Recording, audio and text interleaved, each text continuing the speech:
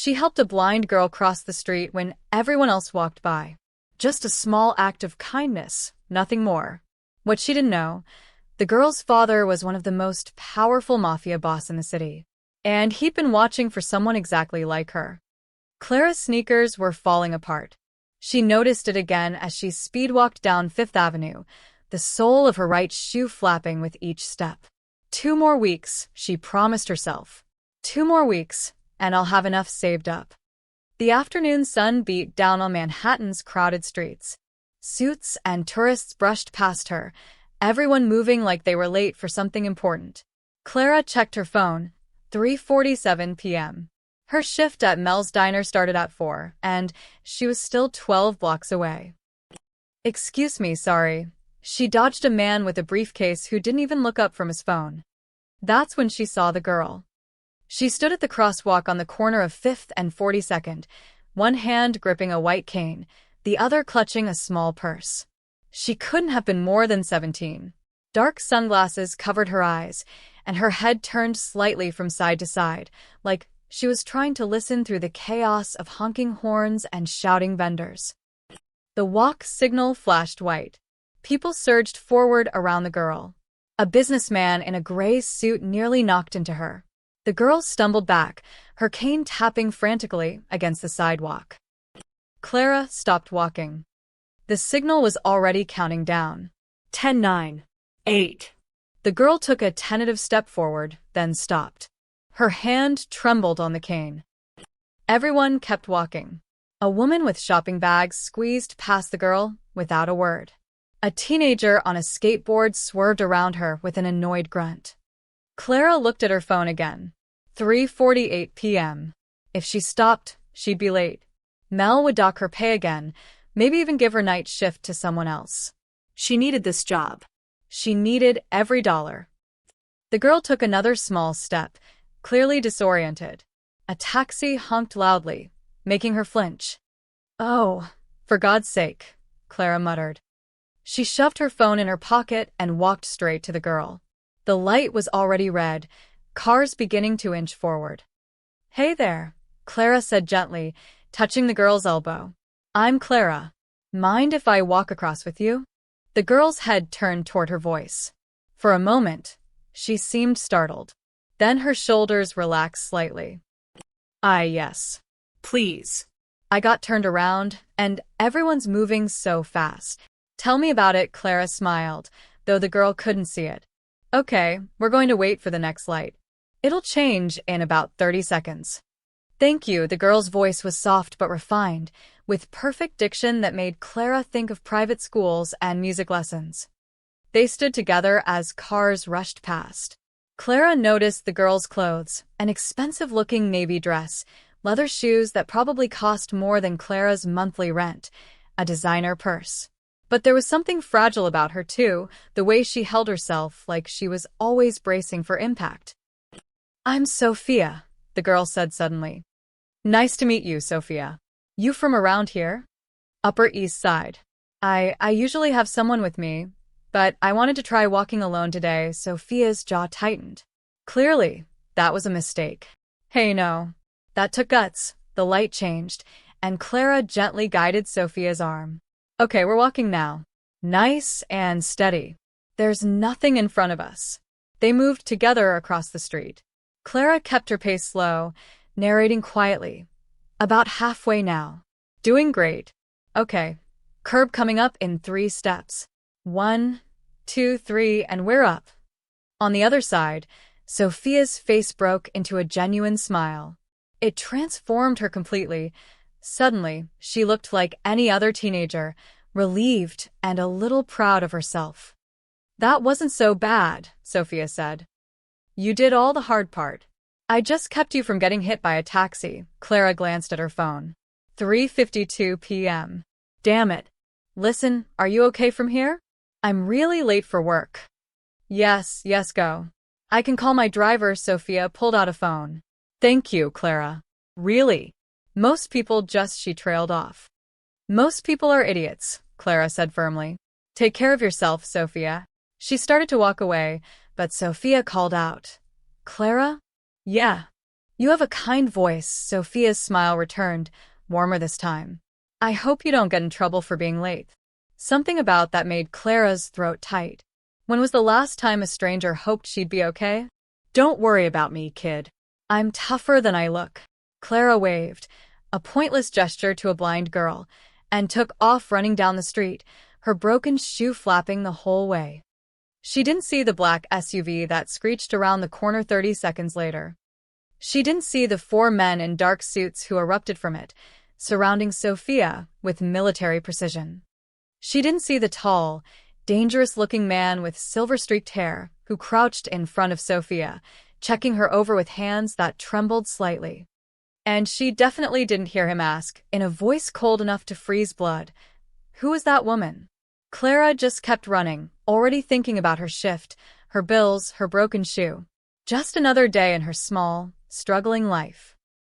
She had no idea that helping a girl cross the street had just put her on the radar of the most dangerous man in New York. Clara made it 3 blocks before she heard the screech of tires behind her. She didn't think much of it. This was New York, after all. Angry drivers were as common as pigeons. She just kept running, wheezing slightly, her lungs burning. 2 more blocks and she'd be at the diner. Maybe Mel wouldn't notice if she snuck in through the back. Stop right there. The voice was sharp, commanding. Military. Clara's legs froze before her brain could process why. She turned around slowly. 2 massive black SUVs had mounted the sidewalk behind her, doors flung open. 4 men in dark suits were striding toward her with frightening speed. They weren't running, they didn't need to. They moved like predators who knew their prey couldn't escape. Hands where we can see them, the lead man barked.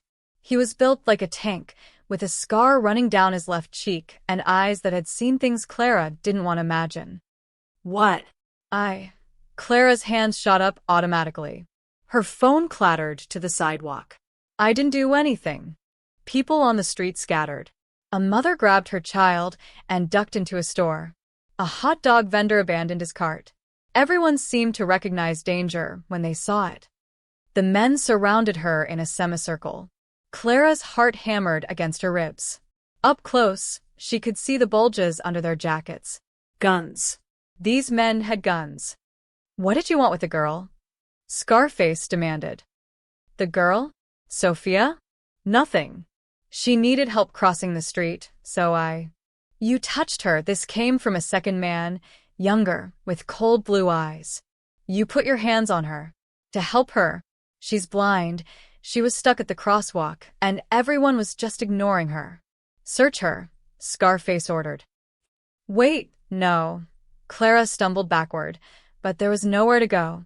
Rough hands patted down her sides, her pockets. Someone grabbed her worn purse and dumped its contents on the ground. Chapstick, loose change, a crumpled $5 bill, her dead father's watch. The sad evidence of her life scattered across the dirty sidewalk. She's clean, Blue Eyes reported. No weapons, no wire. Please, Clara's voice cracked. I was just helping her.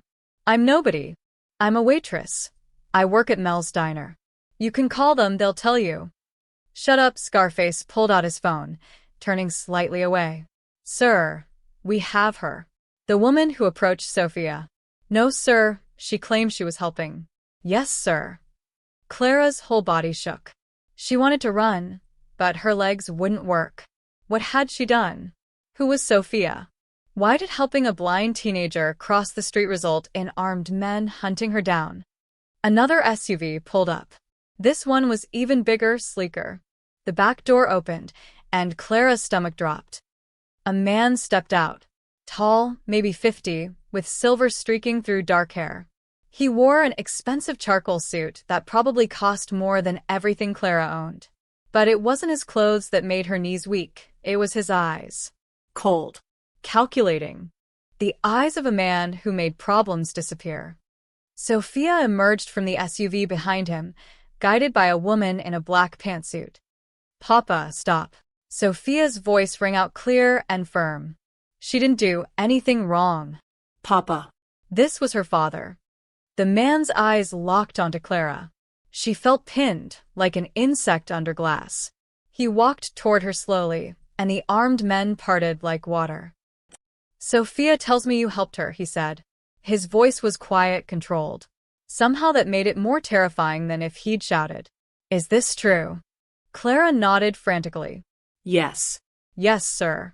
She was stuck at the crosswalk, and I helped her across. That's all. I swear that's all.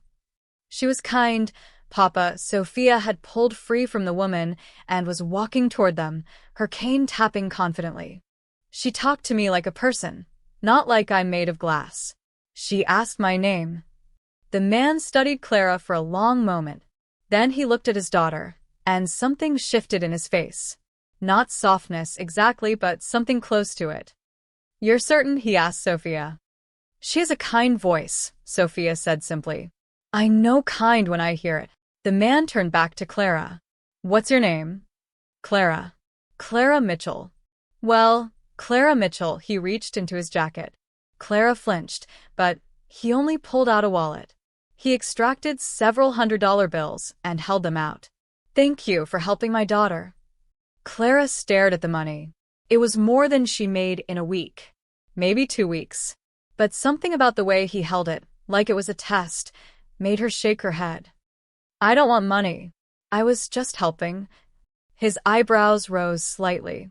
You don't want money? No, sir. Anyone would have done the same thing. No, he said quietly. They wouldn't have, as you saw. He pocketed the money and gave a slight nod. The men immediately stepped back, creating a clear path for Clara to leave. You may go, he said. And Miss Mitchell? Thank you. Truly. Clara didn't need to be told twice. She scooped up her belongings with shaking hands, shoving everything back into her purse. She was 5 steps away when Sophia called out. Clara, will I see you again? Clara looked back. The girl was smiling hopefully, and her father was watching Clara with an unreadable expression. Maybe, Clara managed. Take care, Sophia. She walked away as fast as she could without running, her broken shoe still flapping. Her whole body trembled. She didn't know who those people were, but she knew power when she saw it. Dangerous power. Behind her, she heard the man's voice, low and thoughtful. Find out everything about her. Clara didn't hear that part. She just kept walking, telling herself it was over. A weird, scary moment, but over. She had no idea it was just beginning. Lorenzo de Luca sat in his study, a glass of bourbon untouched on the mahogany desk. The room was dark except for the glow of multiple computer screens. He'd sent Sophia to bed an hour ago, after she'd talked his ear off about the nice lady with a kind voice. A knock at the door. Come in. Vincent Russo entered, Lorenzo's head of security, the man he trusted more than anyone except family. Vincent had been with him for 23 years. He'd taken bullets for Lorenzo. He'd buried bodies for Lorenzo. And he'd never once asked a question that wasn't absolutely necessary. Got the footage, Vincent said, setting a laptop on the desk. And the preliminary report. Lorenzo gestured for him to proceed. Vincent clicked play. The screen showed 5th and 42nd, the camera angle from a traffic light. Timestamp. 3:48 p.m. Lorenzo watched the crowd surge past his daughter. Watched her stumble. Watched person after person ignore her like she was invisible. His jaw tightened. Then Clara appeared. Lorenzo leaned forward. The footage wasn't perfect, the angle was wrong, and people kept blocking the view. But he could see enough. Clara stopped. Looked at her phone. Looked at Sophia. Then made a decision. She approached Sophia carefully, not grabbing, not rushing. She spoke. Lorenzo wished he had audio, and Sophia's body language changed immediately. Relaxed. Trusting. They waited for the light together. Vincent had synced footage from 2 more cameras, showing different angles. Lorenzo watched Clara guide his daughter across the street with gentle competence. She narrated the walk. He could tell by the way her lips moved, warning Sophia about the curb. And then Sophia smiled. Lorenzo's chest constricted. When was the last time he'd seen that smile? Not the polite one she wore for family dinners or public events. The real one. The one she used to have before the car accident 5 years ago, before she lost her sight, before she lost her mother, before she lost the ability to trust the world. On screen, Clara was leaving. But she stopped when Sophia called to her. Turned back. Said something that made Sophia's smile grow wider. Then Clara ran off, her shoe visibly damaged, clearly late for something. Run it again, Lorenzo said quietly. Vincent did. Lorenzo watched it 3 more times, studying every detail. The way Clara moved, no hesitation once she made her decision. The way she respected Sophia's space, while still being helpful. The way she left without expecting anything. The report, he said finally. Vincent pulled out a folder. Clara Marie Mitchell, 26 years old. Born in Queens, father died when she was 19, mother remarried and moved to Florida 2 years ago. No siblings. Works at Mel's Diner in Midtown, been there 3 years. Lives alone in a studio apartment in Hell's Kitchen. Rent is $1,400 a month, and according to her bank records, she's usually 2 weeks from broke. Lorenzo took the folder, flipping through photos. Clara leaving her apartment building. Clara at the diner, wiping down tables. Clara at a laundromat. The pictures painted a picture of someone grinding through life, day after day. Criminal record, he asked. Clean. Not even a parking ticket. She did 2 years of community college before her father died, had to drop out to work full-time. No political affiliations, no social media presence worth mentioning. Last relationship ended 8 months ago. Guy named Derek Walsh, insurance salesman. Quiet breakup, no drama. Family connections? Friends with questionable backgrounds? None. Her closest friend is a coworker named Beth Santos. They go to the movies twice a month. Clara volunteers at a soup kitchen every other Sunday. That's about as exciting as her life gets, Vincent paused. Boss, she's nobody. Just a working girl trying to survive in an expensive city. Lorenzo nodded slowly, still studying the photos. In one, Clara was caught mid-laugh, talking to an elderly customer at the diner. In another, she looked exhausted, trudging home with grocery bags. She refused the money, Lorenzo said. Yeah, that's unusual. More than unusual. When's the last time someone in this city turned down $500 for 5 minutes of work? Vincent didn't answer. They both knew the answer was never. Lorenzo pulled up the traffic footage again, pausing on Sophia's smile. His daughter hadn't smiled like that since Maria died. For 5 years, he'd watched Sophia retreat into herself, building walls he couldn't break through. She was polite, obedient, but distant. Like, she'd decided the world wasn't worth engaging with anymore. Then this waitress with the broken shoe showed up and made her smile. What do you want me to do? Vincent asked. Lorenzo considered. Every instinct told him to keep Sophia away from outsiders. His world was dangerous. Anyone close to his family became a target.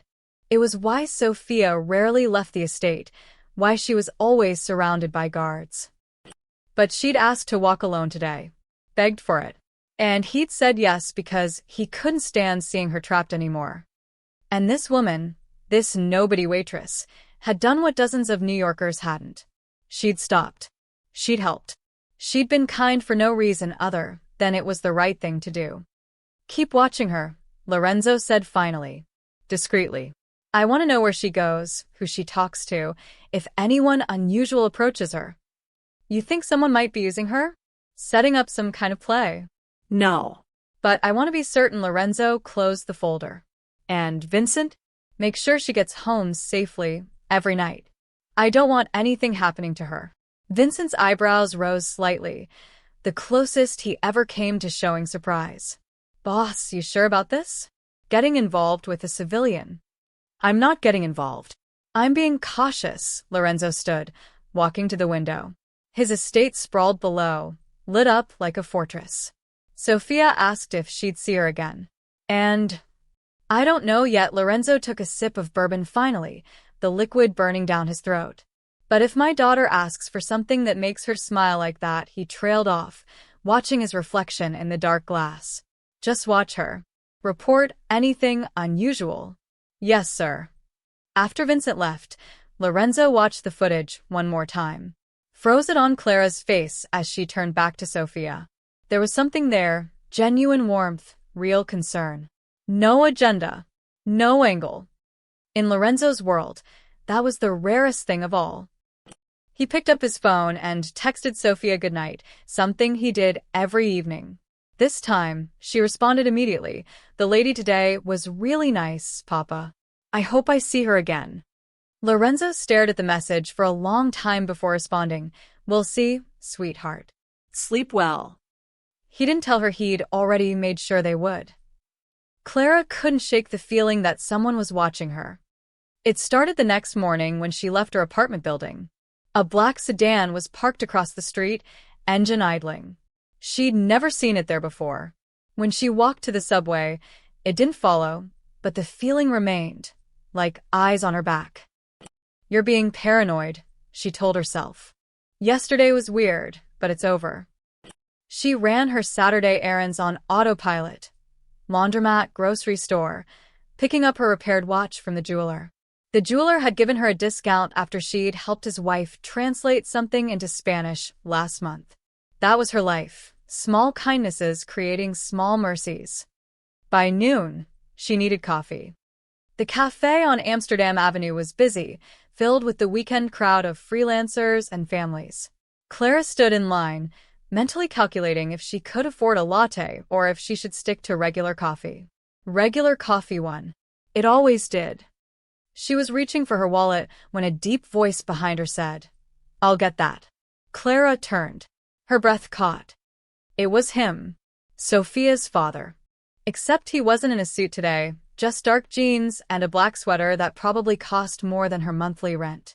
He looked different in daylight, less intimidating somehow, though his eyes still had that calculating sharpness. Mister. I don't know your last name, Clara stammered. Lorenzo, he gave a slight smile. And you're Clara. Black coffee. How did you? She stopped. Of course he knew. Men like him knew everything. You don't have to buy my coffee. Consider it a delayed thank you. Since you wouldn't take the money yesterday, he ordered 2 coffees, adding a pastry that Clara had been eyeing but wouldn't let herself buy. The almond croissant is excellent here. The barista took his card, black, heavy, the kind that had no spending limit. Clara felt suddenly aware of her faded jeans and the coffee stain on her jacket. Are you following me? She asked quietly. Lorenzo's smile widened slightly. I was in the neighborhood. The Upper East Side is 15 blocks from here. So it is. He handed her the coffee and pastry. Walk with me? It wasn't really a question. Clara glanced at the door, considering her options. She could refuse, run, hide. But something told her that wouldn't work. Men like Lorenzo didn't take no for an answer. Besides, curiosity was winning over fear. They walked in silence for half a block before Lorenzo spoke. Sophia talked about you all night. She rarely talks about anything. She's a sweet kid. She's lonely. The words came out flat, factual. Her mother died 5 years ago. Same accident that took her sight. Since then, she's retreated from the world. Yesterday was the first time she'd asked to walk alone. I almost said no. Clara sipped her coffee, unsure what to say. I'm sorry. I can't imagine. She has everything money can buy, tutors, therapists, anything she needs. But she doesn't have friends. People either treat her like she's broken or they want something from me. He glanced at Clara. You were the first person in years to treat her like a normal teenager. She is normal. She just can't see. Lorenzo stopped walking. See? That. Right there, he studied Clara with those intense eyes. No pity. No agenda. Just honesty. Clara shifted uncomfortably. Look, I'm glad I could help, but I don't know what you want from me. Nothing. Lorenzo started walking again. I want nothing from you, Clara. I'm simply curious. They walked in silence for another minute before Lorenzo excused himself, disappearing into a black car that had somehow appeared at the curb. Clara stood there, holding her coffee and croissant, more confused than ever. Curious about what? She decided to eat lunch at Central Park, needing fresh air to clear her head. The park was crowded with joggers and tourists. Clara found a bench near the fountain, unwrapping a sandwich she'd packed that morning. Clara? She looked up, and her jaw dropped. Sophia stood 10 feet away, her white cane extended, a huge smile on her face. Behind her, 3 bodyguards in casual clothes tried and failed to look inconspicuous. Sophia? What are you doing here? I heard your voice. Sophia navigated toward her with surprising confidence. I knew it was you. May I sit? Of course, Clara scooted over, shooting a glance at the bodyguards. They kept their distance but watched every movement. Sophia sat gracefully, tilting her face toward the sun. I love this park. The sounds, the smells. Everything's alive here. Do you come often? Not as often as I'd like. Papa worries. Sophia's fingers traced the top of her cane. But I convinced him I needed fresh air today. And maybe I was hoping I'd run into you. Clara smiled. Pretty big coincidence. Is it?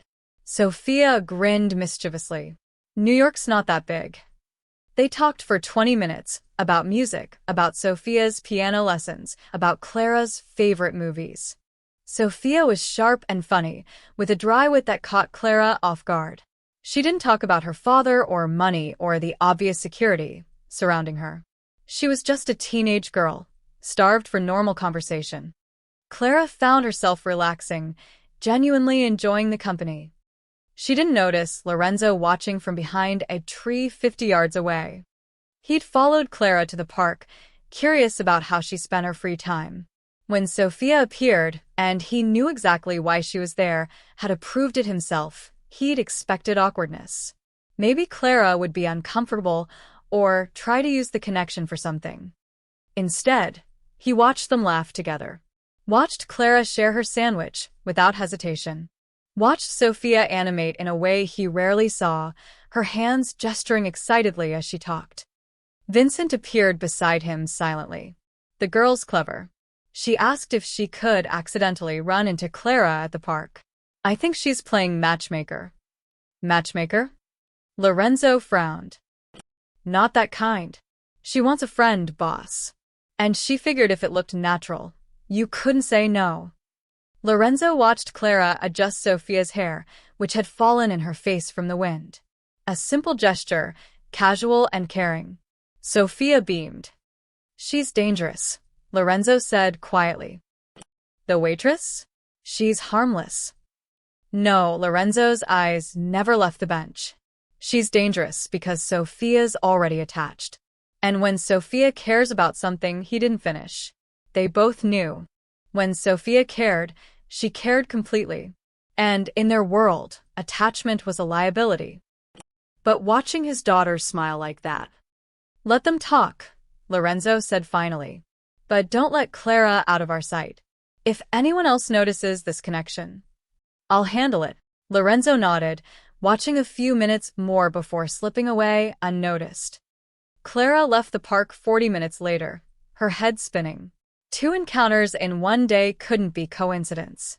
But what did it mean? She didn't have answers. She only knew that Sophia's laugh had been the best sound she'd heard in months. And somewhere in the city, Lorenzo de Luca was thinking the exact same thing. Sunday evening, Lorenzo found Sophia in the music room, her fingers moving across the piano keys with practiced ease. Chopin, her mother's favorite. He stood in the doorway, not wanting to interrupt. This was rare too, Sophia playing without being asked, playing because she wanted to. The piece ended. Sophia's hands rested on the keys. I know you're there, Papa, she said, turning toward him with that uncanny accuracy blind people developed. You breathe differently when you're thinking hard. Lorenzo entered, settling into the chair beside the piano. And what am I thinking about? Me. And Clara, Sophia smiled. You're wondering if you made a mistake letting me talk to her again. You're too perceptive for your own good. I get it from you. Sophia's fingers traced the piano keys absently, not pressing them. Papa, can I ask you something? Always. Can I see Clara again? Officially, I mean. Not just accidentally running into her at the park. Lorenzo had been expecting this, but hearing it still made his chest tighten. Sophia never asked for things. Never. She accepted what was given, never pushed, never demanded. Even before the accident, she'd been independent, self-sufficient. Why Clara? He asked carefully. You've met other people. Tutors, therapists, daughters of my associates. They all want something. Sophia's voice was firm, certain. The tutors want to be paid. The therapists want to fix me. The daughters of your friends want to say they know Lorenzo de Luca's daughter. But Clara? She just wanted me to cross the street safely. She doesn't know who we are. Exactly. Sophia turned fully toward him. Papa, when was the last time someone talked to me without knowing? Without the weight of your name, your reputation, your money hanging over everything? Lorenzo was quiet. He couldn't remember. She treated me like I was normal, Sophia continued, and her voice cracked slightly. Not fragile. Not broken. Not the blind girl who lost her mother. Just. Sophia. Do you know how long it's been since I felt like just Sophia? Lorenzo reached out, taking his daughter's hand. Her fingers were trembling. She made me laugh about almost tripping on the curb, Sophia whispered. She asked what music I liked. She shared her sandwich even though I could tell she doesn't have much money. She didn't do it for you. She did it because she's kind. Sophia squeezed his hand. Please, Papa. I'm not asking for much. Just. Let me have one friend who doesn't know what comes with knowing me. Lorenzo looked at his daughter, 17 years old, blind, isolated in a fortress of his making. He built walls to protect her, but somewhere along the way, those walls had become a prison. Okay, he said quietly. Sophia's face lit up. Really? Really? I'll arrange something. No, Sophia stood, excited now. No arrangements. No orchestrated meetings. I want to just show up, like a normal person. Can I do that? Can I just go to her work and ask if she wants to have lunch? Every protective instinct screamed no. But Lorenzo looked at his daughter's hopeful face and found himself nodding. Take Vincent and 2 others.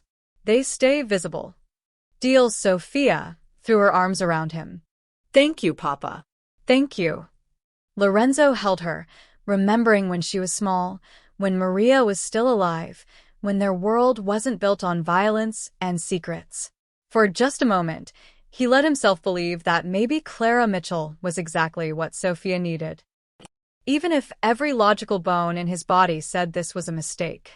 Monday afternoon, Clara was in the middle of the lunch rush when Beth elbowed her sharply.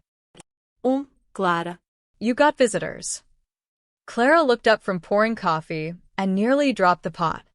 Sophia stood in the doorway of Mel's diner, flanked by 3 massive men in dark suits. Every customer had stopped eating to stare. Even Mel had come out from the kitchen, his face pale. Oh my God, Clara breathed.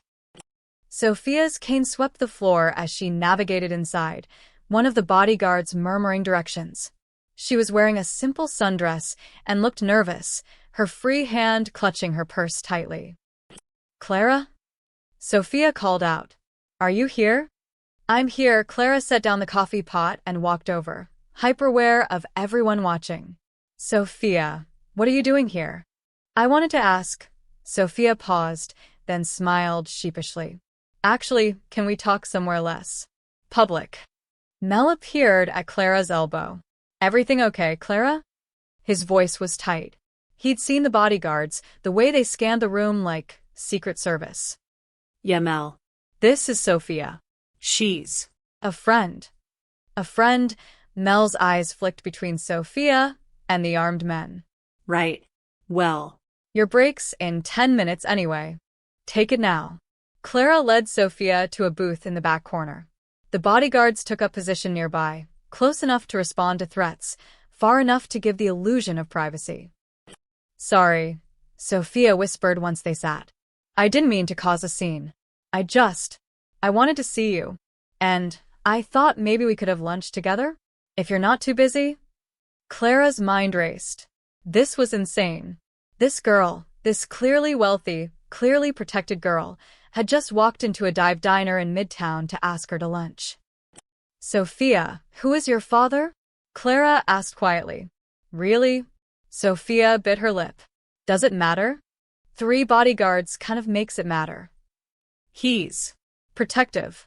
Overly protective, Sophia reached across the table, finding Clara's hand.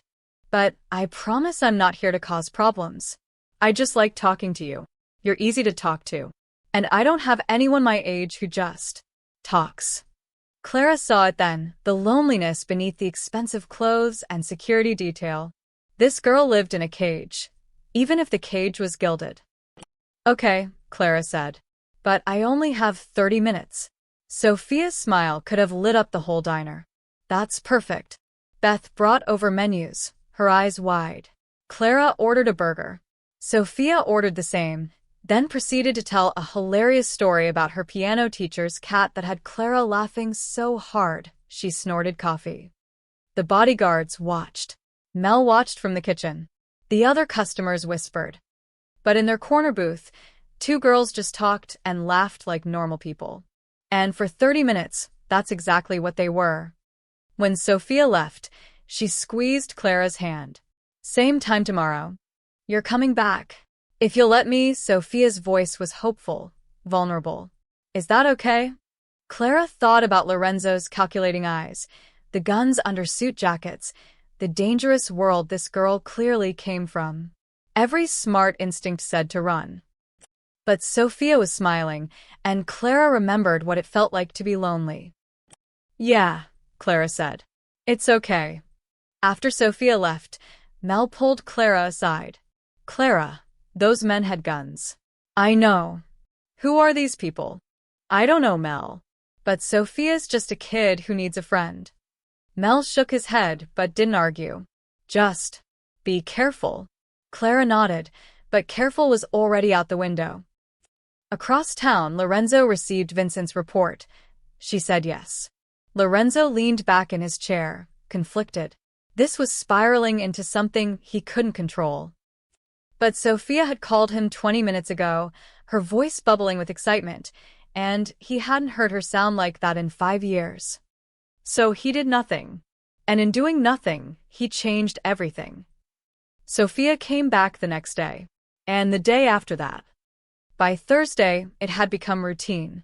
Sophia would arrive at Mel's diner at 1:30 p.m., right when Clara's break started. They'd sit in the same back booth, order food, and talk.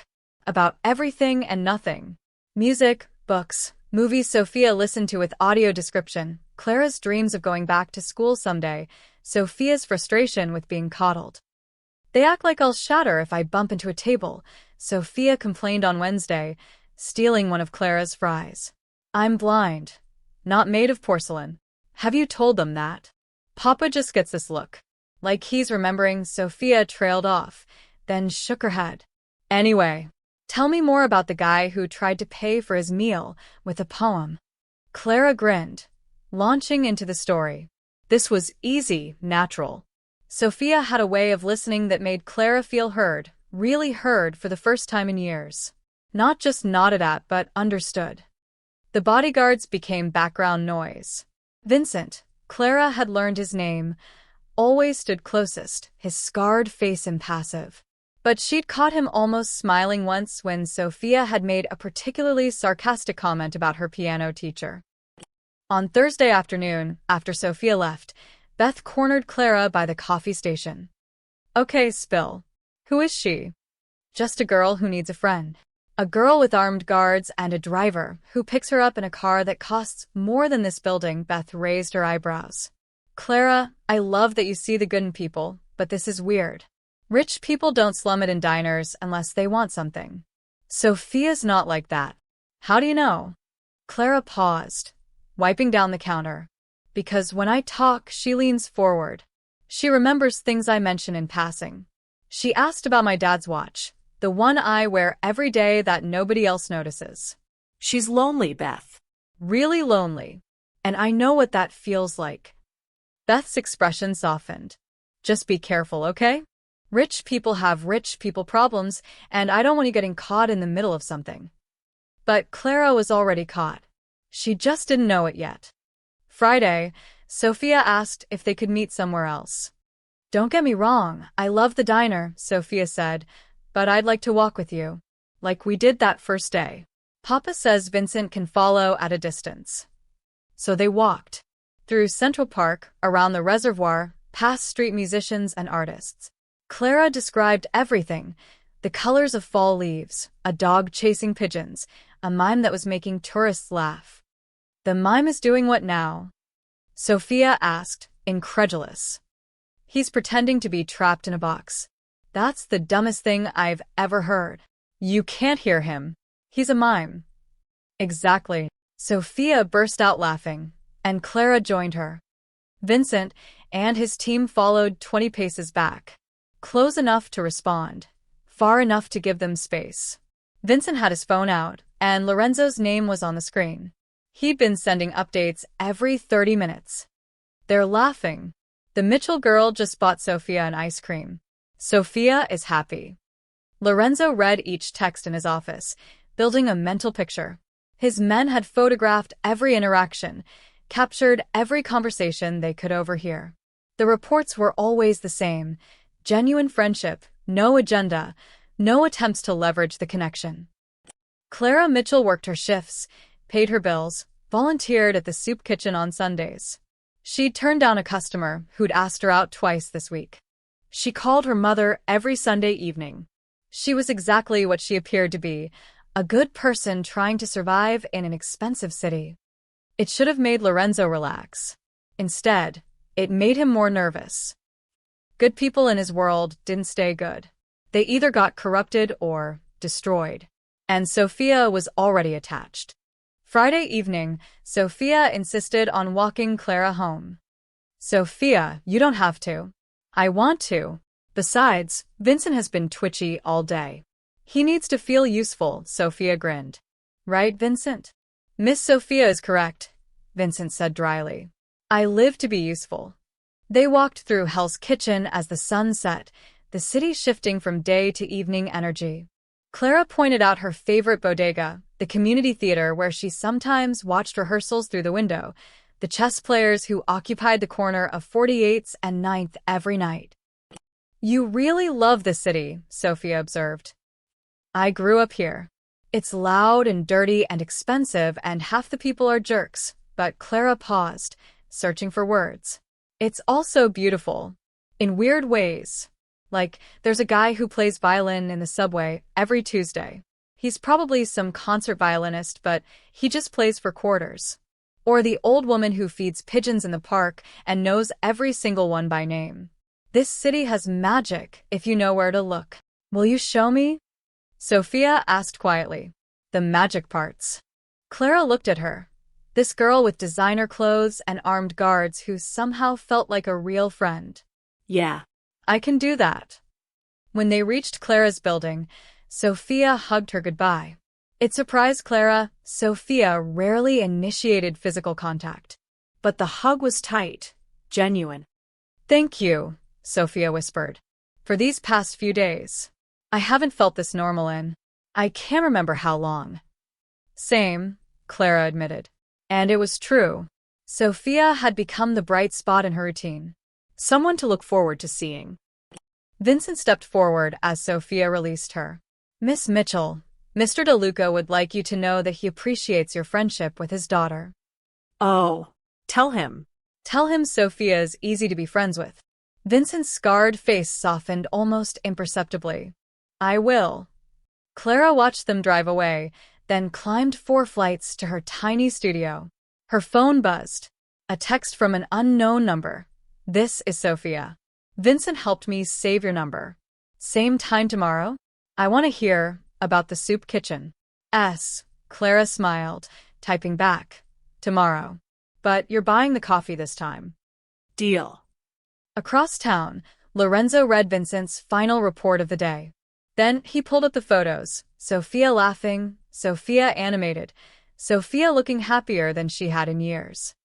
He made a decision then, one that would alter everything. He would let this continue. Let Sophia have her friend, her normal moments, her slice of ordinary life. What could possibly go wrong? Lorenzo De Luca had built an empire on reading situations, on anticipating threats, on staying 3 steps ahead.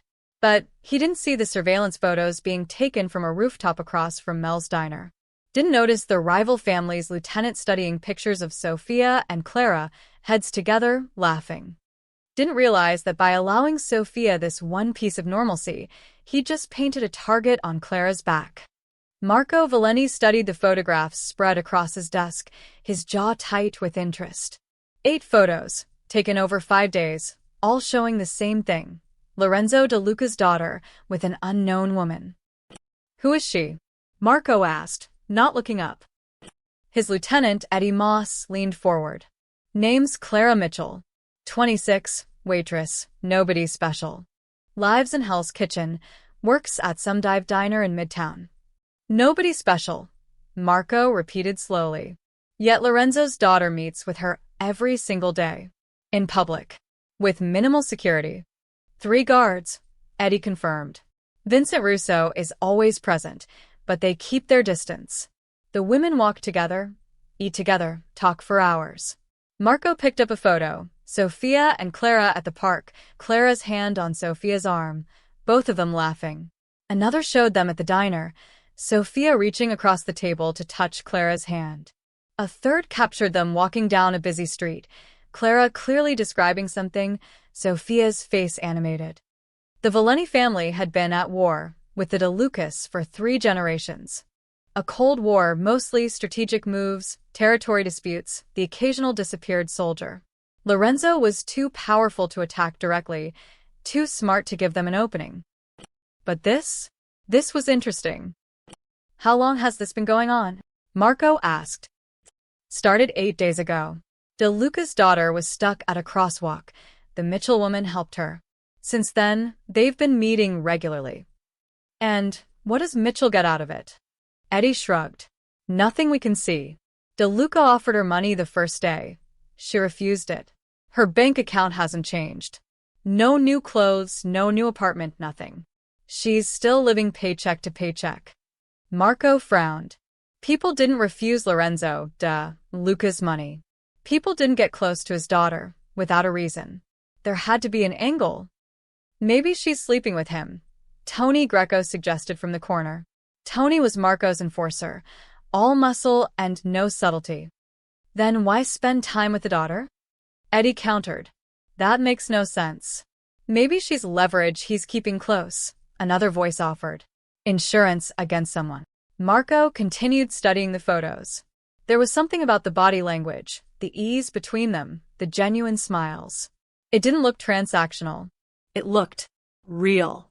Which made it even more valuable. Send these to Chicago, Marco said finally. And New York families we're friendly with. I want everyone to know Lorenzo De Luca's daughter has a new companion. An unprotected civilian companion. Eddie grinned. You think someone will make a move? I think information is power. And right now, this waitress is information. Marco tapped the photo. Lorenzo has kept that girl locked up for 5 years. Suddenly, she's walking around the city with some nobody. That's a weakness. And we don't let weaknesses go to waste. You want us to grab her? Tony asked eagerly. No, Marco held up a hand. We watch. We learn. We see who else gets interested.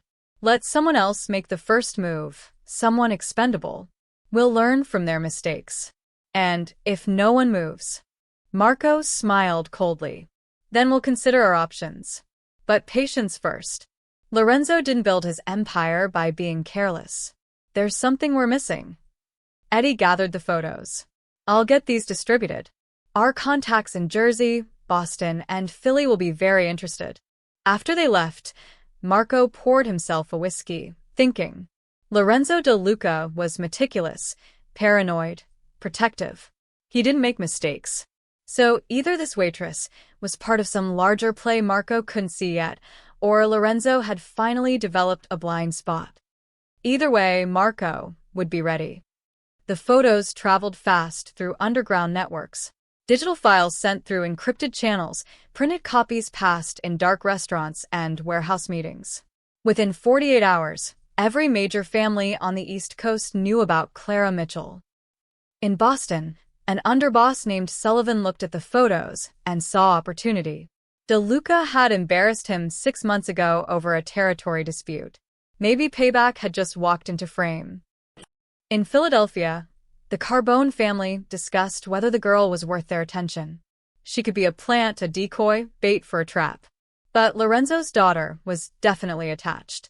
That was clear even in still photographs. In Jersey, Raymond Costa showed the photos to his cousin, who ran street operations.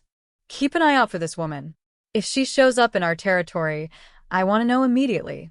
Even families that weren't actively hostile to the DeLucas took note. Information was currency, and this was prime information. Lorenzo DeLuca's daughter, blind and vulnerable, had a friend. A civilian friend with no protection, no family connections, no power. That kind of information could be traded, sold, or used. Clara had no idea. On Saturday morning, she walked to the laundromat like always. Waved to Mr. Chun at the bodega. Bought a coffee from the cart on the corner. Went about her small, ordinary life. She didn't notice the man in the blue jacket who photographed her from across the street. Didn't see the car that followed her 3 blocks before turning away. Didn't know that her face was now in the files of a dozen crime families. She just folded her laundry, humming along to the radio, thinking about how Sophia had made her promise to describe the autumn leaves in Central Park today. Her phone buzzed. Sophia, ready for a walk? Vincent says it's beautiful outside. Clara smiled, typing back, meet you at the usual spot in an hour. She finished her laundry, completely unaware that in the city around her, dangerous men were making dangerous plans. And at the center of those plans was a waitress who'd simply helped a blind girl cross the street. Vincent's team had noticed the surveillance, they always did. The men were professionals, but surveillance was constant in their world. People always watched the DeLucas. Vincent had tripled the detail around Sophia without telling her, added 2 more cars to follow at a distance. He'd also started having someone watch Clara's apartment, just in case. But he didn't tell Clara. Lorenzo had been explicit. Don't scare her off. Sophia was happy for the first time in years. They'd handle the threats quietly, invisibly. That decision, to keep Clara in the dark, was a mistake. Because what Clara didn't know could hurt her. And it was about to. Marco Valeni was patient, but not everyone was. And somewhere in the city, someone less careful was already making their move. The clock was ticking. Clara just couldn't hear it yet. Clara was making dinner. Ramen with an egg, her specialty, when someone knocked on her door. Not the buzzer downstairs. Her actual apartment door. She froze, wooden spoon in hand. Nobody came to her door unannounced. Delivery guys always buzzed from downstairs. Beth texted first. Her landlord only appeared when the rent was late, and she'd paid on time this month. 3 more knocks. Firm, deliberate. Clara turned off the stove and approached the door slowly. She looked through the peephole and her stomach dropped. 2 men in dark suits stood in her hallway. Not the friendly maintenance guy. Not neighbors. These were the kind of men who'd surrounded her on that first day. Professional. Armed. Dangerous. Miss Mitchell. One of them called through the door. We're not here to hurt you. Mr. DeLuca requests your presence. Clara's hand trembled on the doorknob. It's 10 p.m. Yes, ma'am. He apologizes for the late hour, but this can't wait. What if I say no? A pause. Mr. DeLuca would be disappointed, but the choice is yours. The way he said disappointed made it clear it wasn't really a choice at all. Clara opened the door, keeping the chain lock on. Up close, the men looked even more intimidating. Am I in trouble? No, ma'am. Mr. DeLuca simply needs to speak with you. It's important. About Sophia? He'll explain everything. We have a car downstairs. Clara looked at her tiny apartment, the half-cooked ramen, her comfortable clothes, her safe little bubble. Then she thought about Sophia's laugh, the way she'd hugged Clara goodbye yesterday, the text messages they'd exchanged all week. "Let me change," she said quietly. 5 minutes later, she was in the back of a black SUV, sandwiched between the suited men. They drove in silence through the city, heading north. Out of Manhattan, through the Bronx, into Westchester County. The houses got bigger. The streets got quieter. The SUV turned onto a private road lined with tall, iron gates. Lorenzo's estate. Clara had imagined it would be nice, but this was something else. The mansion sprawled across perfectly manicured grounds, lit up like a palace. Guards patrolled the perimeter. Security cameras tracked their approach. The SUV stopped at the main entrance. One of the suited men opened her door. "This way, please." Inside, the house was all marble floors and expensive art. Clara felt distinctly out of place in her jeans and cardigan. A woman in a black pantsuit, the same one who'd been with Sophia that first day, guided her through hallways that seemed to go on forever.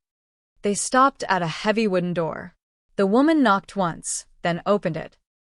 "Miss Mitchell, sir." Lorenzo sat behind a massive desk in what appeared to be his study. He looked different than he had at the coffee shop, more formal, more intimidating. This was Lorenzo De Luca in his element, surrounded by power and control. "Thank you, Marie. That will be all." The door closed, leaving Clara alone with him. "Please, sit." Lorenzo gestured to a chair across from his desk. Clara sat stiffly, her hands clasped in her lap. "Did something happen to Sophia?" "Sophia is fine. She's asleep upstairs." Lorenzo's expression softened slightly. "Actually, that's why you're here.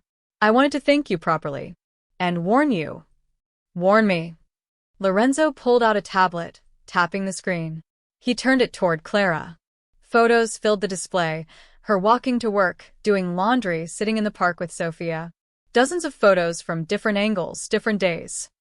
"These were taken by people who are not my employees," Lorenzo said quietly. "My enemies. People who would very much like to hurt me and who see you as a potential method of doing so." Clara's blood ran cold. "I don't understand. I'm nobody. You're somebody to Sophia. That makes you somebody to me. And in my world, that makes you a target." Lorenzo leaned forward. "I'm telling you this because you deserve to know what you've walked into. You didn't ask for this. You were just being kind. But kindness has consequences in my world." "What kind of consequences?" "The kind that involve men with guns deciding you're valuable enough to kidnap. Or harm.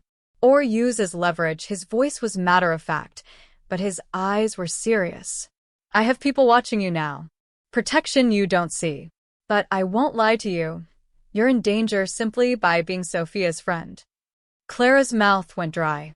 "Then maybe I shouldn't be her friend anymore." "Is that what you want?" She thought about Sophia's smile, her laughter, the way she'd opened up over the past week. No. "But I don't want to put her in danger either." "Sophia is always in danger. That's the price of being my daughter." Lorenzo's jaw tightened. "But she's been locked away because of it. Isolated. Lonely. Then you came along, and for the first time in 5 years, I heard my daughter laugh like she used to. Really laugh. Not the polite sounds she makes at family dinners, but genuine joy." He pulled up a photo on the tablet, Sophia and Clara at the park, both mid-laugh. Clara barely recognized herself. She looked happy too. "I could tell you to stay away," Lorenzo continued. "For your own safety, that would be the smart thing. But Sophia would be devastated. And he paused, something flickering across his face. "I won't take away the one good thing she's found since her mother died."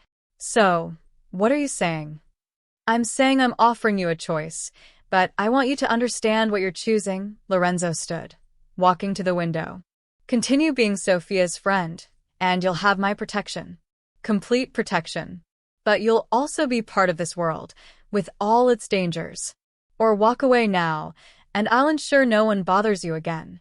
Clara sat in silence, her mind racing. This was insane. She was a waitress. She wasn't built for mobster drama and surveillance photos and armed guards. But she thought about Sophia asking to hear about the autumn leaves. Sophia saving her number in her phone with Vincent's help. Sophia texting her good morning every day this week. Does Sophia know? Clara asked. About the danger? Sophia has lived with danger her entire life. She knows what I am, what my world is. She's choosing to trust you anyway. Clara stood, meeting Lorenzo's eyes. I'm not walking away. Sophia needs a friend, and honestly, I need one too. Lorenzo studied her for a long moment. You're braver than you look, Miss Mitchell. I'm probably just stupid. A ghost of a smile crossed his face. Perhaps both, he returned to his desk, pulling out a business card. This is my private number. If anything happens, anything, you call immediately. Don't hesitate. Don't second guess. Call. Clara took the card with trembling fingers. Vincent will drive you home. You'll notice more security around your building now. Don't be alarmed. They're mine, Lorenzo's voice hardened. And Miss Mitchell? If anyone approaches you asking about Sophia, about me, about anything, you tell me immediately. No matter how harmless it seems. Okay. I mean it. These people are not playing games. They will seem friendly, reasonable, trustworthy. That's how they work. Clara nodded, pocketing the card. As she turned to leave, Lorenzo spoke again. Clara?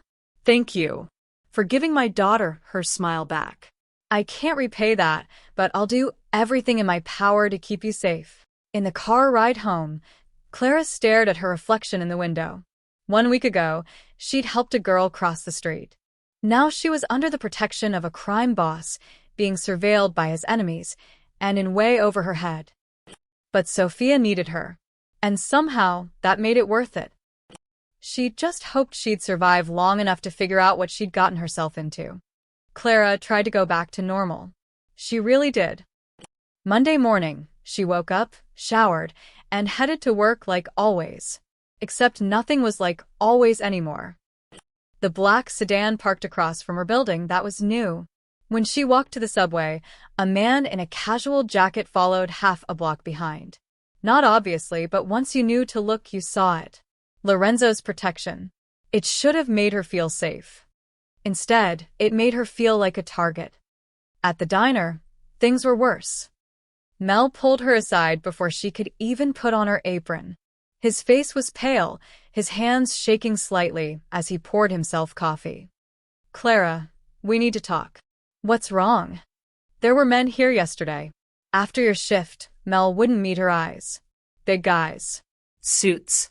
They sat in a booth for 3 hours, didn't order anything except coffee, and asked Beth questions about you.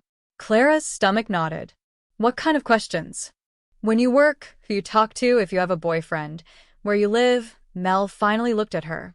Clara, what's going on? Are you in trouble with the mob or something? The word hung in the air between them. Mob. So Mel had figured it out, or at least guessed. It's complicated, Clara said quietly. Complicated? Clara, I've run this diner for 23 years. I know what dangerous looks like, and those men were dangerous. He set down his coffee cup with a trembling hand. I've got a family. Grandkids. I can't have mob trouble in my restaurant. Mel, I'm not trying to cause problems. I know you're not. You're a good kid. But that doesn't change the fact that scary men are watching my diner because of you. He rubbed his face tiredly. I'm not firing you. Yet. But Clara, you need to sort this out. Fast. The morning shift was torture. Clara felt everyone watching her. Beth kept shooting her worried looks. The regular customers whispered. Even Mr. Patterson, the elderly man who came in every day for scrambled eggs, asked if she was mixed up in something bad. No, Mr. Patterson. Just made some new friends. Friends don't come with armed escorts, sweetie, he said gently. Be careful. By noon, Clara's nerves were frayed. Then Sophia walked in. The diner went silent. Sophia entered with Vincent and 2 other guards, her cane sweeping confidently. She was smiling, completely unaware of the tension she'd just created. Or maybe she was aware and just didn't care. Clara, Sophia called out cheerfully. Are you ready for lunch? Every eye in the diner turned to Clara. She could practically feel the questions, the judgment, the fear. Beth stood frozen by the coffee station. Mel had retreated to the kitchen, probably calling his wife. Clara walked over, her smile forced. "Hey, Sophia." "Yeah, let me just grab my stuff." They sat in their usual booth. The guards took their positions. The other customers whispered loudly enough that Clara could hear fragments. "That's the blind girl? Every single day. Mob family, I heard." Poor Clara. Sophia must have heard it too, but she didn't acknowledge it. She just reached across the table, found Clara's hand, and squeezed it. "Bad day?" Sophia asked softly. "Something like that." "Want to talk about it?" Clara glanced around the diner. At the staring customers, at Mel peeking nervously through the kitchen window, at Beth who looked like she wanted to pull Clara aside and lecture her about safety. "Not here," Clara said. "Maybe we could walk instead?" "Perfect. I'll tell Vincent." They left the diner together, and Clara felt the weight of everyone's eyes following her out. Beth caught her arm at the door. "Clara, be careful," she whispered urgently. "I don't know what's going on, but those men who came yesterday? They weren't the nice kind of scary. They were the people disappear kind of scary." "I know. I'm handling it. Are you? Because from where I'm standing, you're way in over your head." Clara didn't have an answer for that because Beth was right. Outside, they walked toward the park. Vincent kept his usual distance, but Clara noticed more guards than usual. 2 cars followed slowly. A man on a bicycle seemed to be circling their route. "Your dad told you," Clara said. "It wasn't a question." Sophia nodded. "About the photos. The surveillance. He wanted me to stay home today, but I told him that's exactly what they want, for me to hide, for us to stop being friends." "Maybe he's right. Maybe it's too dangerous." "Clara, stop." Sophia stopped walking, turning toward her voice with surprising accuracy. "I know you're scared. Papa told me he talked to you. But if I let fear control my life, I'll never leave the house again. I'll never have friends. I'll never have anything except guards and walls and loneliness. But if something happens to you, something might happen to me whether we're friends or not." "That's always been true." Sophia's jaw set stubbornly. "But at least this way, I have something worth protecting. I have you." Clara's throat tightened. "I'm just a waitress, Sophia. I'm not worth all this trouble. You helped me cross the street when everyone else ignored me. You talk to me like I'm normal. You make me laugh." Sophia reached out, finding Clara's arm. "You're worth everything to me." They stood there on the busy sidewalk, people flowing around them, guards watching from multiple angles, and Clara realized she'd already made her choice. Days ago, really. Maybe the moment she'd first taken Sophia's hand at that crosswalk. "Okay," Clara said. "But I'm buying lunch this time. And we're getting tacos because your bodyguards look like they need to learn what real New York food tastes like." Sophia laughed, and just like that, the tension broke. They spent the afternoon eating tacos in the park, Clara describing the street performers and dogs and the way the sunlight filtered through the trees. Vincent and his team maintained their perimeter. Clara tried not to think about the surveillance photos, the whispers at work, the scared look on Mel's face.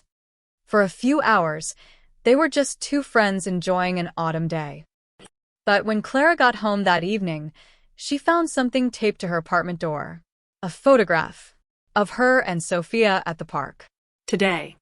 On the back, written in black marker. "Pretty girl. Easy target." Clara's hands shook as she pulled out Lorenzo's card and dialed his number. He answered on the first ring. "Clara? What's wrong?" "Someone left a photo on my door. With a message." A pause. Then Lorenzo's voice, cold and lethal. "Stay inside. Lock your door. Vincent is 2 minutes away." Clara did as she was told, but she couldn't stop shaking. This was real. The danger wasn't abstract anymore. It was a photograph taped to her door, a threat in black marker. She'd walked into Lorenzo de Luca's world thinking she could handle it. Now she was learning what that world actually meant. And somewhere in the city, People with bad intentions were deciding she was worth their attention. The clock was still ticking, but now Clara could hear it loud and clear. The next afternoon, Sophia insisted on going to Union Square. There was a farmer's market she wanted to experience, the sounds, the smells, the energy of people. Papa's going to say no, Clara warned over the phone. Papa already said yes. Reluctantly. But Vincent's bringing half an army, so it'll be fine. Clara wasn't so sure, especially after last night's photo. But Lorenzo had called her this morning, his voice calm and reassuring. They'd identified the source, low-level thugs working for the Boston crew, trying to make a name for themselves. His people had addressed the situation. Clara didn't ask what that meant. Extra security today, Lorenzo had said. Vincent plus 6 others. 2 advanced scouts. You'll be perfectly safe. So Clara met Sophia at Union Square at 2 p.m., trying to ignore the small army of guards positioned throughout the plaza. The market was crowded, tourists, locals, vendors calling out their wares. Perfect cover for threats, Clara thought, then pushed the paranoia away. She was here for Sophia, not to jump at shadows. Describe everything, Sophia demanded, her arm linked through Clara's. Clara obliged. Okay, there's a flower stand to our left, sunflowers, roses, something purple, I don't know the name of. Guy selling them looks like a hipster farmer. Beard, flannel, the works. Ahead of us, there's a woman with a baby strapped to her chest, buying apples. They wandered through the market slowly. Sophia touched fabrics at one stand, smelled herbs at another. She was relaxed, happy, and Clara felt herself relaxing too. Vincent shadowed them closely, but the other guards had faded into the crowd. Professional, invisible. Maybe everything would be okay. They were near the center of the plaza, by a fountain, when Clara heard it. A sharp hissing sound. Then smoke. Thick, gray smoke erupting from multiple canisters scattered throughout the crowd. People screamed. Clara? Sophia's hand tightened on her arm, her voice suddenly afraid.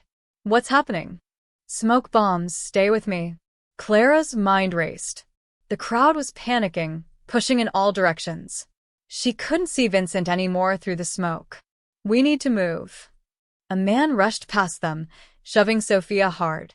She stumbled, her cane clattering to the ground. Clara caught her, pulling her close. I've got you. Hold on to me. More smoke. The acrid smell burned Clara's throat. She could hear shouting, crashes, the chaotic sounds of people fleeing. But underneath that, something worse, purposeful movement. Footsteps approaching. Instinct screamed at her. This is an attack. They're coming for Sophia. We're going left, Clara said firmly, one arm around Sophia's waist. Trust me. 3 steps down, there's a vendor's table. We're going under it. Under. Now. Clara guided them down, practically dragging Sophia beneath a table that sold handmade jewelry. The tablecloth provided cover. Around them, people stampeded past.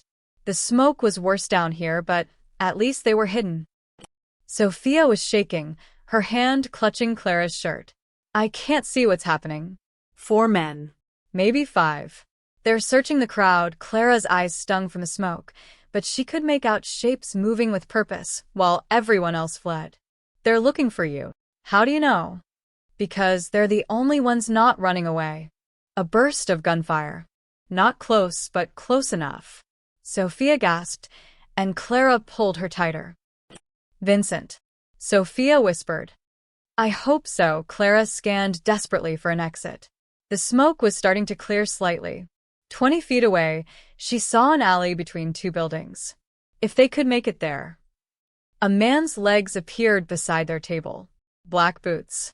Military style. Check under there, someone called out. Clara didn't think. She grabbed a metal tray from the vendor's display and swung it hard at the legs. The man yelled, stumbling backward. Clara yanked Sophia up and ran. Straight ahead, 8 steps, then sharp right. Clara commanded, half carrying Sophia. Don't slow down. They ran. Behind them, shouts. Ahead, the alley. 5 steps. 3. Someone grabbed Clara's jacket. She spun, kicking backward blindly. Her foot connected with something soft. A grunt of pain, and the hand released. They made it to the alley. Clara pressed Sophia against the wall, positioning herself in front. "Stay behind me, Clara. Just stay behind me." Two men appeared at the alley entrance. They had guns drawn, moving with military precision. Clara looked around frantically. Dumpster, fire escape, nothing useful. Vincent appeared behind the men like a ghost. One smooth motion and the first man was down. The second turned, but Vincent was faster. 2 shots, barely audible with suppressors. Both men collapsed. More guards flooded the plaza. Clara heard shouting, the sounds of a fight being won. Through the smoke, she saw men in dark suits moving with lethal efficiency. Lorenzo's people. Vincent ran to them, his scarred face tight with controlled fury. "Are you hurt?" "We're okay," Clara managed. Her voice was shaking. Everything was shaking. "Miss Sophia?" Vincent's voice gentled. "I'm fine. Clara kept me safe." Sophia's arms were wrapped around Clara's waist. "She protected me." Vincent spoke into his radio. "Target secure.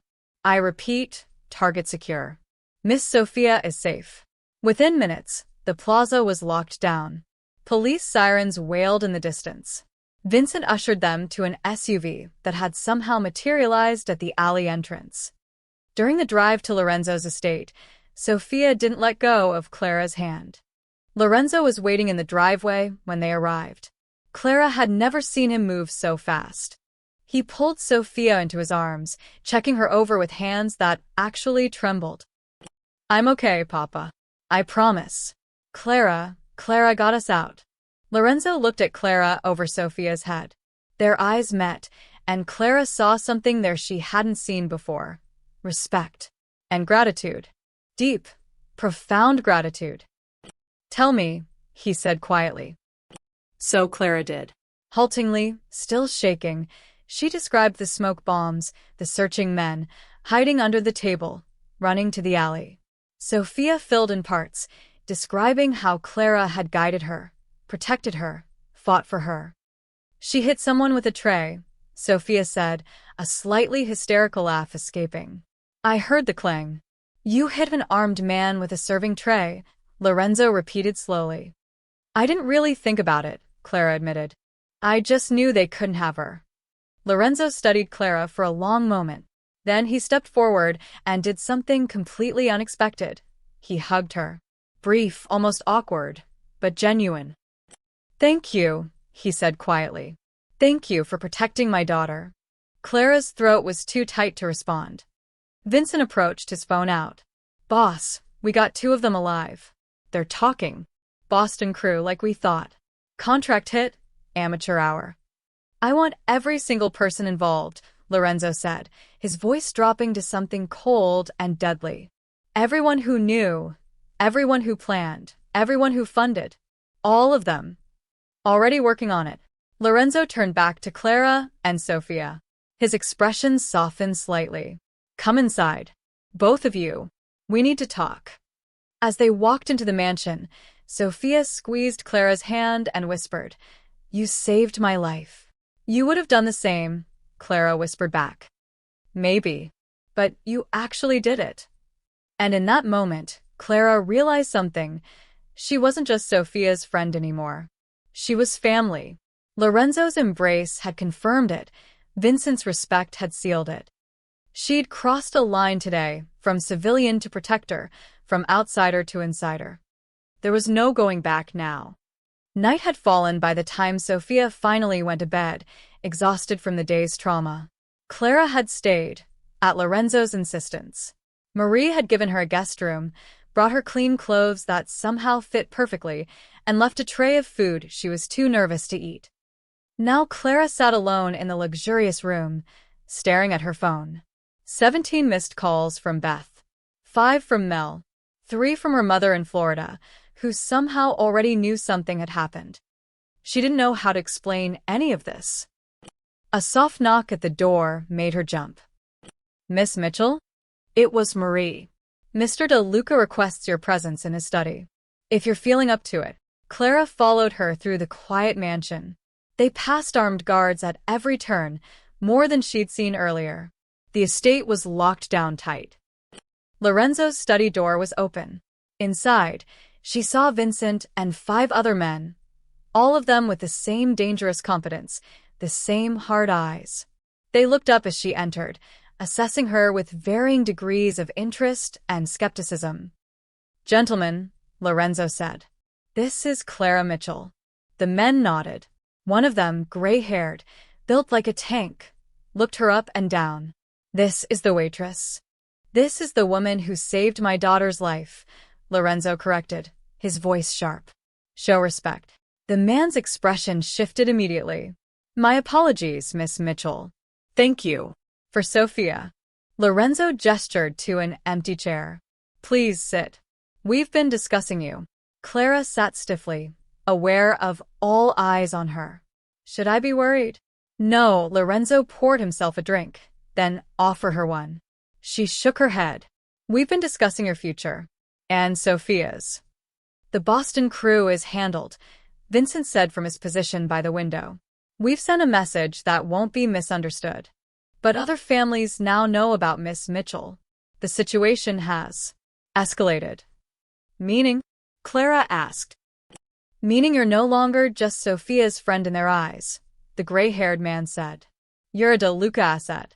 You fought for her, protected her. In our world, that means something." Lorenzo leaned against his desk, studying Clara. "Today, you proved something I wasn't sure could be proven. Loyalty. Real loyalty, not bought or coerced or demanded. You acted on instinct to save Sophia, putting yourself in danger without hesitation. Anyone would have." "No," Lorenzo's voice was firm. "Most people would have frozen, or run, or tried to bargain. You hit an armed man with a tray and ran into an alley with no exit strategy except putting yourself between Sophia and danger." He paused. "That's not anyone, that's exceptional." Clara didn't know what to say. "We have a problem," Vincent said. "Miss Mitchell goes home, goes back to her normal life. She's exposed. We can provide security, but she's vulnerable. And families will keep testing, keep probing, looking for weakness." "So, what are you saying?" Clara asked, though part of her already knew. Lorenzo set down his glass. "I'm saying I want to offer you a position. Official. Not as an employee, not as someone on the payroll. As Sophia's companion. Her protector. Someone who lives here, under my protection, with full access to my resources." The room went quiet. "You want me to move in?" Clara said slowly. "To quit my job, leave my apartment, and just live here?" "Yes." "With a salary that would make your current wages look like pocket change. Private quarters. Security. Education, if you want to go back to school, we'll pay for it. Healthcare. Anything you need." Lorenzo's expression was serious. "But more than that, you'd be family. Under my protection. Under my name." "Boss," one of the men interjected. "Bringing in a civilian." "She stopped being a civilian when she saved Sophia's life," Lorenzo said quietly. "She's in this world now whether we make it official or not. I'm simply giving her the tools to survive it." Vincent spoke up. "Miss Mitchell, I've been in this family for 23 years. I've seen a lot of people come and go. Most want something, power, money, status. But I watched you today. You weren't thinking about any of that. You were thinking about keeping Sophia safe." He paused. "That's rare. Mr. De Luca is offering you something rare in return." Clara looked around the room, at these dangerous men who'd accepted her without question because she'd protected one of their own. At Lorenzo, who was offering her a life she'd never imagined. At the wealth and power and danger all wrapped together. "What about Sophia?" she asked. "Does she know about this?"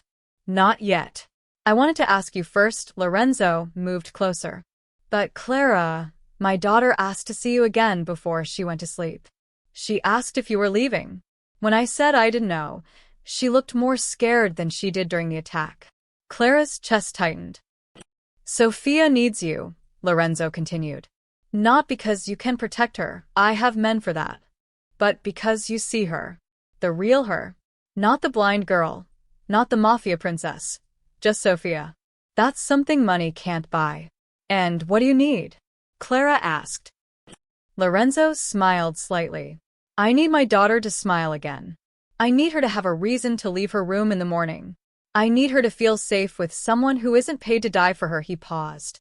You've given me all of that in less than 2 weeks. So I'm asking, will you stay? Clara thought about her tiny apartment, her struggling existence, Mel's diner and broken shoes and counting pennies. Then she thought about Sophia's laugh, her trust, the way she'd held Clara's hand in the car and whispered, "Thank you." If I say yes, Clara said slowly, I need honesty. About everything. About who you are, what you do, what I'm really getting into. No more shadows and half-truths. Agreed. And I won't be a prisoner. I can still have a life, see friends, make my own choices. With security, Vincent interjected. Non-negotiable. With security, Clara conceded. And I want to talk to Sophia first. Make sure this is what she wants to. Lorenzo nodded. Fair enough. Anything else? Clara took a breath. Yeah. If I do this, I'm all in. I'm not going to half commit and then run when things get scary again. But that means you have to trust me. Really trust me. Not just as Sophia's companion, but as someone who's part of this family. You hit a man with a tray to save my daughter, Lorenzo said, something like warmth in his voice. I'd say you've earned that trust. The gray-haired man chuckled. Kid's got spine. I like her. Lorenzo extended his hand. So, do we have a deal? Clara looked at his hand, the hand of a powerful, dangerous man offering her a different life. A better life. A more dangerous life. But a life with purpose, with meaning, with Sophia. She took his hand and shook it firmly. Deal. Lorenzo smiled, a real smile, not the calculated ones she'd seen before. Welcome to the family, Clara Mitchell. Vincent raised his glass. To Clara, Sophia's guardian angel. The other men echoed the toast, and Clara felt something shift. She wasn't an outsider anymore. She was one of them. Tomorrow, her old life would end. Tomorrow, everything would change. But tonight, she'd made a choice. And for the first time in years, it felt like the right one. Morning sunlight streamed through the guest room windows when Clara woke. For a moment, she forgot where she was. Then memory returned. The attack, Lorenzo's offer, her decision. She'd agreed to change her entire life. A soft knock at the door. Clara? Sophia's voice. Are you awake? Yeah, come in. Sophia entered, guided by her cane, but moving confidently through the unfamiliar room. She'd clearly memorized the layout already. Papa told me. About his offer. About what you said yes to. Clara sat up. I wanted to talk to you first, but he said, I know. He wanted your answer before getting my hopes up. Sophia sat on the edge of the bed, her face turned toward Clara's voice. Is it true? You're really staying? If you want me to. Want you to? Sophia's voice cracked. Clara, I've been awake since 5 a.m. afraid you'd leave. Afraid yesterday scared you away for good. Afraid I'd never hear your voice again. Clara took Sophia's hand. I'm not going anywhere. I promise. Sophia threw her arms around her, and Clara felt tears soaking into her shoulder. Happy tears, relieved tears. Thank you, Sophia whispered. Thank you for staying. Thank you for everything. They sat like that for a long moment before Sophia pulled back, wiping her eyes. Papa wants to know when you want to move your things. He's already sent people to pack your apartment. He what? He's efficient, Sophia grinned. Also, Marie wants your clothing sizes. Apparently, you need appropriate attire for family dinners. Her words, not mine. Clara laughed, the absurdity of it all hitting her. Yesterday, she'd been dodging rent payments. Today, she had people packing her apartment and buying her designer clothes. This is insane, she said. Completely, Sophia squeezed her hand. But good and sane. Right. Yeah. Good and sane. The next week was a whirlwind. Clara's apartment was packed, cleaned, and her lease settled, with a generous payment to her landlord that made him weep with gratitude. Mel was stunned when she gave notice, but when she explained she was moving to take care of a friend full-time, he hugged her and wished her well. Beth made her promise to stay in touch and demanded monthly coffee dates. Her mother called, confused but supportive. "You're doing what now? Living with a family as a companion? Clara Marie, please tell me this is legal." "It's legal, Mom. I promise." The guest suite in the De Luco estate became hers, bigger than her entire old apartment, with a bedroom, sitting room, and bathroom that had heated floors. Her sparse belongings looked lost in all the space, but Marie promised they'd fix that with shopping trips. Vincent taught her the estate's security protocols, the panic buttons, the safe rooms. She learned the guards' names: Marcus, Tony, Pete, James. They treated her with respect now, nodding when she passed, checking in to make sure she was settling in okay. Lorenzo gave her a credit card. "For Sophia, for yourself, whatever you need," and access to the family's resources. Clara stared at the card for 10 minutes, unable to comprehend having no spending limit. But the best part was Sophia. They had breakfast together every morning, walked the estate grounds every afternoon. Clara described the gardens, the fountains, the way the sunset looked over the Westchester Hills. Sophia taught her piano pieces. Clara taught her how to make the perfect grilled cheese. They were sisters in everything but blood. 2 weeks after moving in, Lorenzo called them both into his study. "Sophia has a doctor's appointment downtown tomorrow," he said. "Standard checkup. Clara, you'll accompany her." "Of course. Vincent and a full security detail will be present." But Lorenzo looked at Clara seriously. "The world needs to see that Sophia has someone besides bodyguards. Someone who cares." Can you do that? Clara nodded. "Absolutely." The next afternoon, they drove into Manhattan. Clara's heart raced as they approached the familiar streets, her old neighborhood, her old life. It felt like years ago, not weeks. The car stopped at an intersection. 5th and 42nd. Clara's breath caught. The same crosswalk where everything had started. "What is it?" Sophia asked, sensing her tension. "This is where we met. The crosswalk." Sophia smiled. "Really? Papa didn't tell me he was bringing us here." "He probably planned it," Vincent said from the front seat, amusement in his voice. They got out of the car. The afternoon crowd surged around them, just like before. But this time, everything was different. Sophia stood at the crosswalk, her cane in one hand. But instead of looking lost and alone, she was smiling, confident. She extended her other arm toward Clara. "Walk with me?" Clara took her arm. The light changed.